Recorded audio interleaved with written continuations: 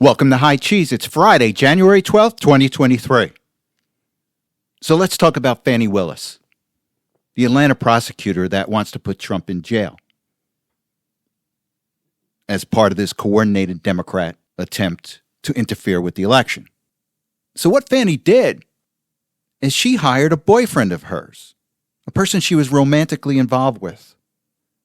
And this is according to a filing by Michael Roman. And Michael Roman is a former Trump campaign official that has also been indicted along with Trump. So he files a motion with the courts and says, hey, wait a second. You've got to throw this case out because Fani Willis is involved romantically with an outside prosecutor that she hired and paid over $650,000. And she benefited personally from this contractual agreement. Now, it's interesting that this prosecutor, and this is an outside attorney, this is not an employee. She went out and hired this Nathan Wade as an outside contractor to be the lead prosecutor against Trump, even though he has no prosecutorial experience. So Willis hires Wade. The county pays him $650,000 for his services. And he goes and takes Fani on vacations throughout the world. And at the very least, this is unethical. And at the worst, this is criminal. Because it's nothing more than just a cute kickback scheme between Fani and Nathan. Now, the reason that Roman wants to have this case tossed out against him is because he's claiming this whole thing, and he's got a point, was this whole thing not only conjured up to get Trump and to interfere with the elections, was it also conjured up so Fani Willis can benefit by this corrupt relationship between Nathan Wade and herself? Was there a contractual agreement between Wade and the county? And was that approved by the governing body of the county? Or did Willis hire Wade without the governing body knowing it? Now, in most places, contracts have to be approved by the county board. Now, there are certain exceptions, and I don't know the procurement law in Atlanta, but in most cases, these type of contracts have to be approved by the governing body. So let's see if the governing body approved this contract and what were the conditions. So like Roman said, this whole Trump indictment in part could have been conjured up to benefit Fani Willis through this contractual agreement with her boyfriend. Now, this is all alleged at this point, but it does make sense. And I think this has a lot of legs. Now, the other thing that I find interesting and that you may have read in the press is that Wade met with the White House on several occasions. And the reason we know this is that Roman got his hands on Wade's bills, and it showed that he billed the county for meetings with the White House and meetings with representatives of the White House. So you're telling me this wasn't coordinated with the White House? All of these criminal cases against Donald Trump have not been coordinated through the White House? We know who's behind this. It's Joe Biden and the Democrats. And here's a perfect example of the coordination. It may not have been directly with Fani Willis. And this is how they work. Oh, I didn't directly talk to the White House, but one of my minions did. My boyfriend did. And this is how the Democrats work. And this is big business for a lot of these Democrat lawyers because they can make a ton of money from taxpayers going after the political enemies of the Democrat Party. And it's a growth industry right now. And that's why you have so many attorneys that flock to these power structures that are controlled by Democrats and the deep state because there's money in it for them. Hey, hire me. I'll sue your enemies. I'll help you go after your enemies. And this is what an attorney like Wade is doing. And he's getting a benefit because Fani's his girlfriend. Now, from reports that I see, Wade filed for divorce right after he got his contract with Fani Willis. And now Wade's soon-to-be ex-wife wants to find out a little more about his relationship with Fani Willis in the divorce proceedings.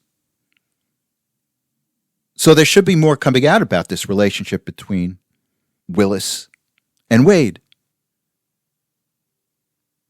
But this is typical corruption of the Democrat Party. This is typical corruption of the Democrat machine going after their enemies and benefiting by it in the meantime. Now, Marjorie Taylor Greene, a congresswoman from Georgia, has already filed a complaint with the governor of Georgia to investigate this.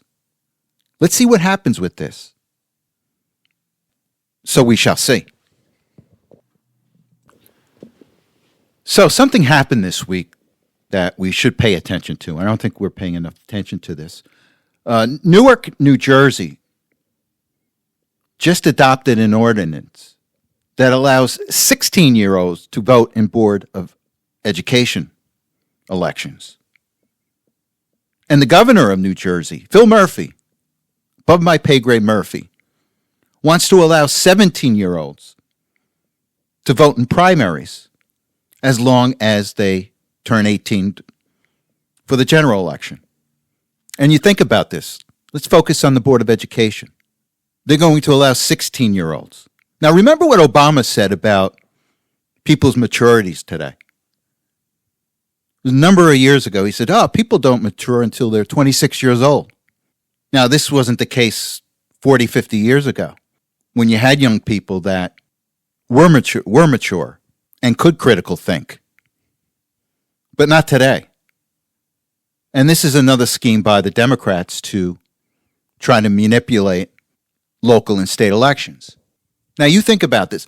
You've got Newark is going to allow 16-year-olds to vote. I think there's a conflict here. The first conflict is that we know that a lot of students are being indoctrinated in our school systems, and that starts in K through 12. And you're going to allow these left-wing teachers, communists in some cases, to manipulate their students into who to vote for in the elections, how to vote in a referendum, and there's something wrong with that. But it's all about manipulating children, manipulating kids to get their way politically. And believe you me, it's just as important who we have on our Board of Educations, in our state legislatures, as it is to who we elect in Washington. And I think we were caught off guard a number of years ago when we allowed these George Soros-funded prosecutors get elected. And look what we have today. We've got Fani Willis in Atlanta. We've got Alan Bragg in New York going after Donald Trump. And now they want to fully control our boards of educations. Now, the other thing that this does is it creates havoc on our voter rolls, which I think that the Democrats want because it allows them to cheat.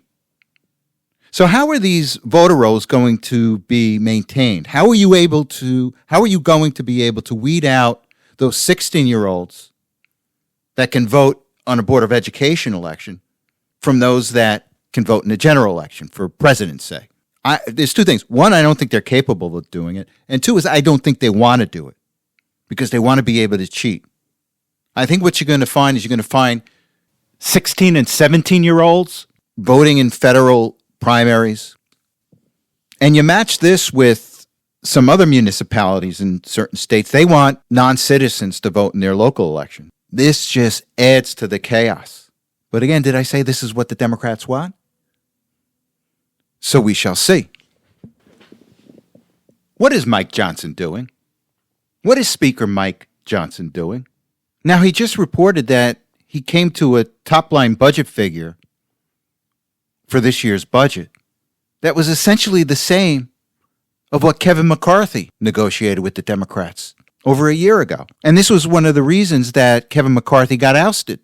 Now, you have to understand, unless we have significant cuts to our budget, we are going to continue to amass these massive deficits. I think right now we're on pace to have a $2 trillion deficit for this year. And unless we start cutting the budget, the federal budget, our debt is going to continue to explode. And it's going to get to the point where we will not be able to fund things that we actually need. We're at $34 trillion in debt right now. We'll be accumulating another $2 trillion this year because of what Johnson agreed to. And there's no end in sight.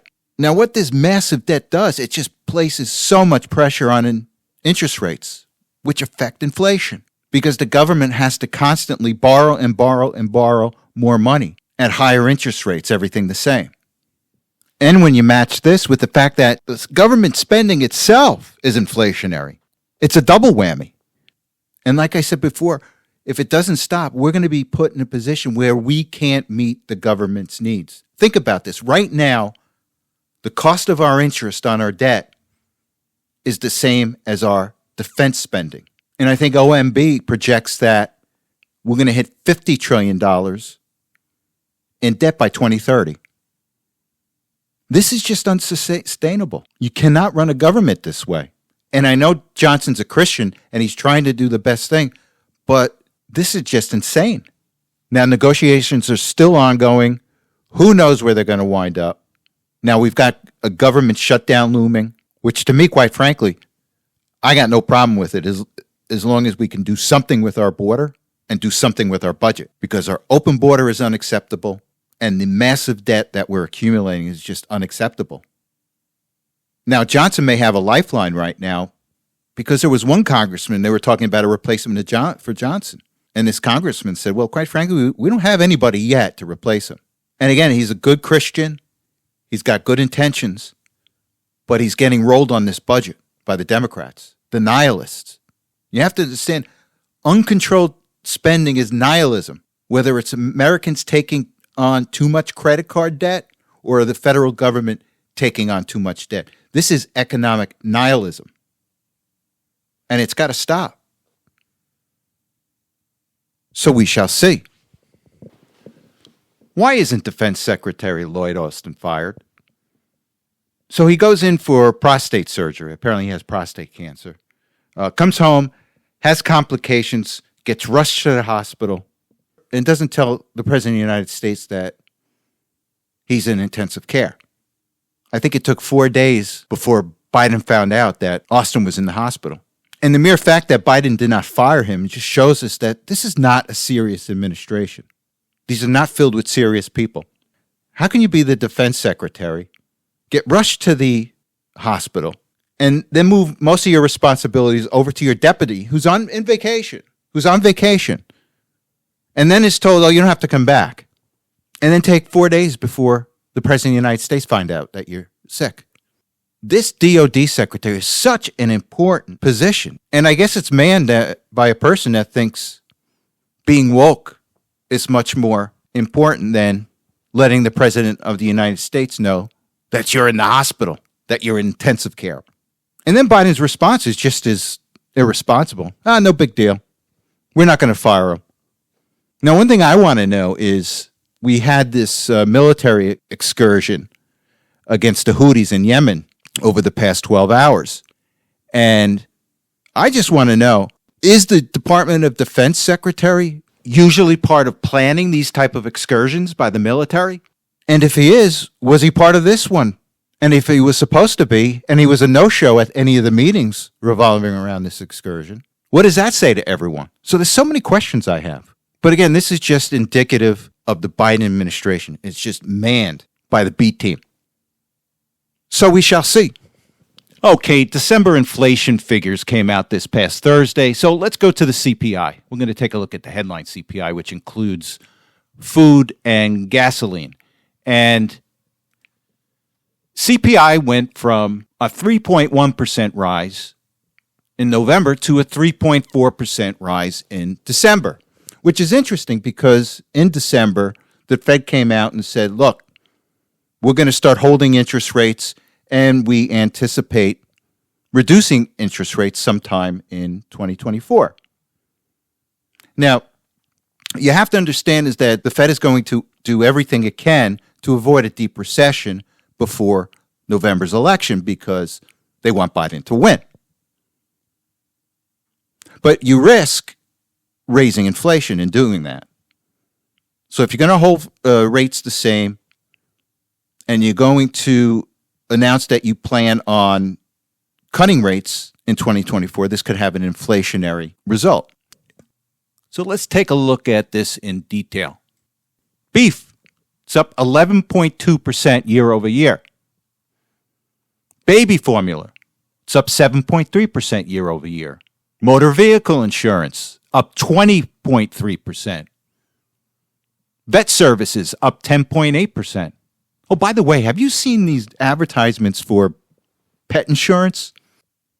It's expensive. People are getting quotes for $400 and $500 a month for health insurance on their pets.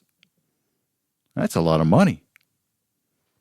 Motor vehicle repair up 10.3% year over year. Tobacco and smoking products 7.8%. Outpatient hospital service 6.7%. Rent to primary residence 6.5% year over year. Garbage and trash collection up 6.5%. Cable service, satellite service, live streaming up 5.6%. And it's funny, the Biden administration is just trying to do their best spin on this thing. Just trying to make the American people believe that everything is good, Bidenomics is working. Believe our spin on this. Don't believe what you see in the supermarkets. Oh, by the way, eggs went up. Eggs were going down for a while, but I noticed that they were going up in price quite a bit. And I noticed in these statistics here that egg prices went up from November to December. But let's get back to the spin. Oh, everything's good. Bidenomics is working. And the American people don't believe that. And with that said, I want to go to one of Biden's economic advisors. Her name is Lael Brainerd.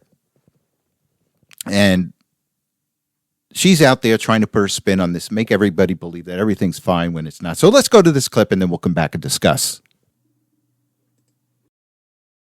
We also received encouraging news today on inflation that shows inflation is down nearly 2/3 as supply chain pressures have eased. And you can see this in this slide with the reduction in supply chain pressures over the last year being followed by reductions in inflation. Inflation is down by 2/3? What is she drinking? Inflation's been up 18% since Biden took office.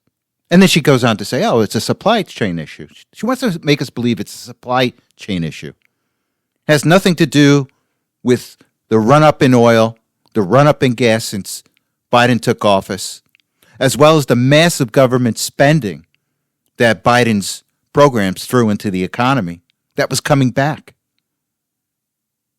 They don't want you to know that. They want you to think it's something else. And this is just nothing more than just misleading the American people.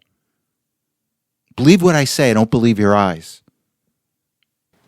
And let's talk about the massive revisions to jobs for 2023. It was reported a few weeks ago that the Biden administration overestimated jobs for 2023 by 450,000 jobs. You know, these reports on jobs come out every month, and they show you the job number, and then they revise them later on. And what the Biden administration did is that they had to revise their job numbers down for 2023 by 450,000 jobs. But this is all part of the PSYOP that they're putting on the American people regarding the economy.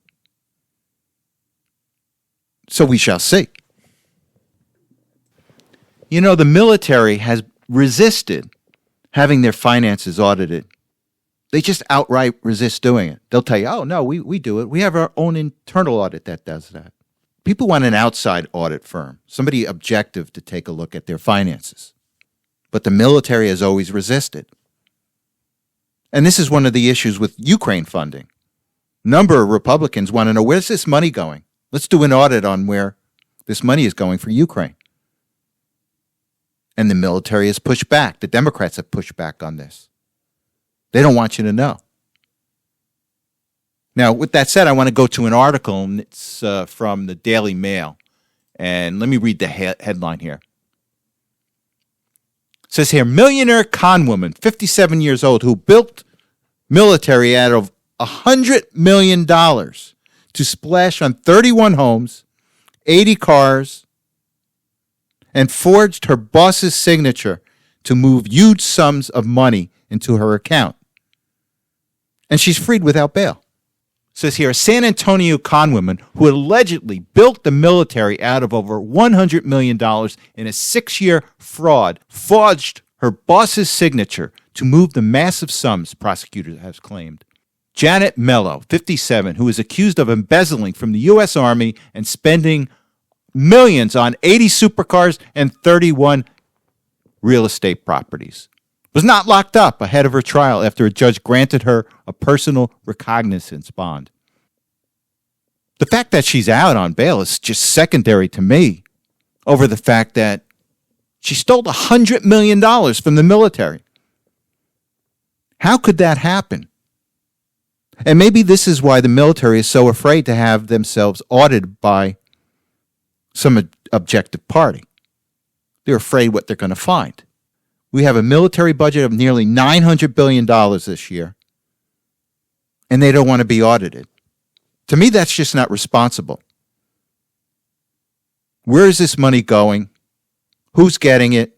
And the American people need to know. It's just too much money going into a government agency that's not being audited. There's no financial accountability. And again, they'll tell you, oh, we have our own internal audit teams. We do it. Well, that's like giving the fox control over the hen house. It just doesn't make sense.